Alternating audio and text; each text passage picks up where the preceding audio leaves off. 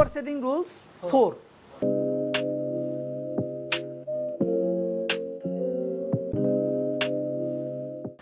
যদি আপনার radicular pain থাকে, যদি আপনার রেডিকুলার পেইন থাকে, পায়ের দিকে সায়াটিকার পেইনের মতো নামে অথবা পিএলআইডি রোগীর পেইনের মতো নামে, তাহলে অবশ্যই নাম্বার 4 এবং 5কে কী করতে হবে?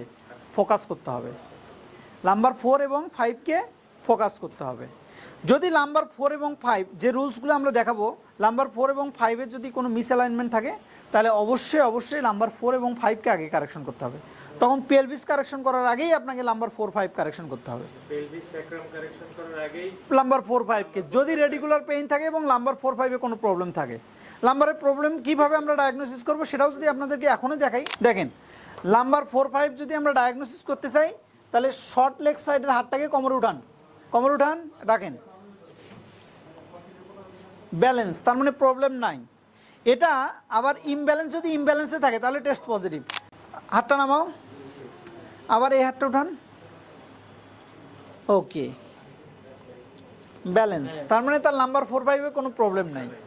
এখন আপনি পিআই ইলিয়াম কারেকশন করেন, এস ইলিয়াম কারেকশন করেন, কোনো সমস্যা নেই। যদি আপনার নাম্বার 4, 5-এ প্রবলেম পাওয়া যেত, তাহলে অবশ্যই নাম্বার 4 এবং 5কে আগে কারেকশন করতে হতো।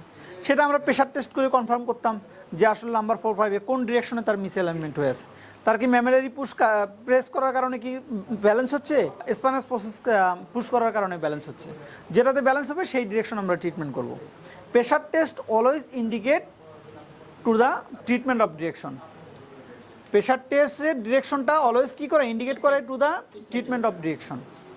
ওকে, ক্লিয়ার?